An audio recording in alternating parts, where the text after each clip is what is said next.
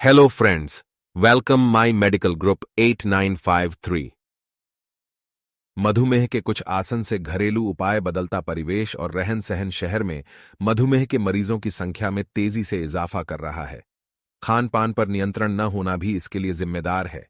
Diabetes के मरीज को सिरदर्द, थकान जैसी समस्याएं हमेशा बनी रहती हैं। मधुमेह में खून में शुगर की मात्रा बढ़ जाती है। वैसे इसका कोई स्थायी इलाज नहीं है, परंतु जीवन शैली में बदलाव, शिक्षा तथा खान पान की आदतों में सुधार द्वारा रोग को पूरी तरह नियंत्रित किया जा सकता है। मधुमेह लक्षण 1. बार बार पेशाब आना। 2. बहुत ज्यादा प्यास लगना।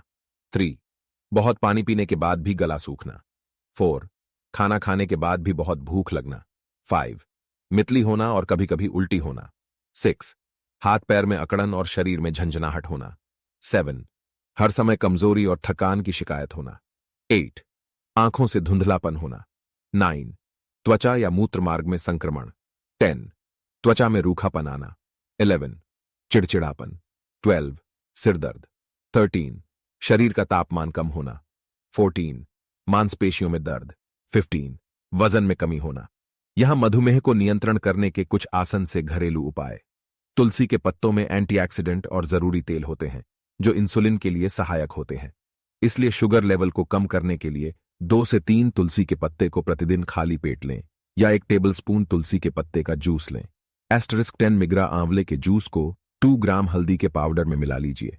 इस घोल को दिन में 2 बार लीजिए।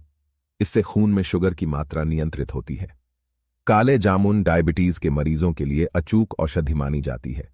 मधुमेह के रोगियों को काले नमक के साथ जामुन खाना चाहिए। इससे खून में शुगर की मात्रा नियंत्रित होती है। लगभग 1 महीने के लिए अपने रोज के आहार में 1 ग्राम दालचीनी का इस्तेमाल करें। इससे ब्लड शुगर लेवल को कम करने के साथ वजन को भी नियंत्रण करने में मदद मिलेगी। करेले को मधुमेह की औषधि के रूप में इस्तेमाल किया जाता है। इसका कड़ेडेवा रस शुगर की मात्रा कम करता है, अतः इसका रस रोज पीना चाहिए। उबले करेले के पानी से मधुमेह को शीघ्र स्थायी रूप से समाप्त किया जा सकता है। मधुमेह के उपचार के लिए मेथी दाने का बहुत महत्व है। इससे पुराना मधुमेह भी ठीक हो जाता है।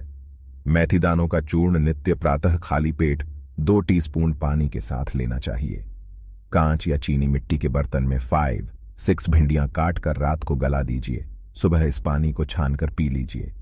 मधुमेह मरीजों को नियमित रूप से 2 चम्मच नीम और 4 चम्मच केले के पत्ते के रस को मिलाकर पीना चाहिए। ग्रीन टी भी मधुमेह में बहुत फायदेमंद मानी जाती है। ग्रीन टी में पॉलीफिनोल्स होते हैं जो एक मजबूत एंटीऑक्सीडेंट और हाइपोग्लाइसेमिक तत्व हैं। शरीर इंसुलिन का सही तरह से इस्तेमाल कर पाता है। दूध की तुलना में 4 गुना कैल्शियम और दुगना प्रोटीन पाया जाता है। मधुमेह में इन पत्तों के सेवन से भोजन के पाचन और रक्तचाप को कम करने में मदद मिलती है। इसके नियमित सेवन से भी लाभ प्राप्त होता है। 1 टमाटर, 1 खीरा और 1 करेला को मिलाकर जूस निकाल लीजिए। इस जूस को हर रोज सुबह सुबह खाली पेट लीजिए।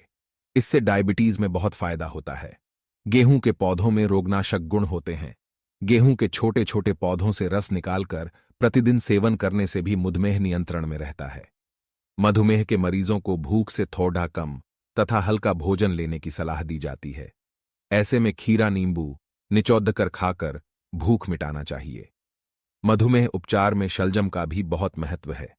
शलजम के प्रयोग से भी रक्त में स्थित शर्करा की मात्रा कम होने लगती है।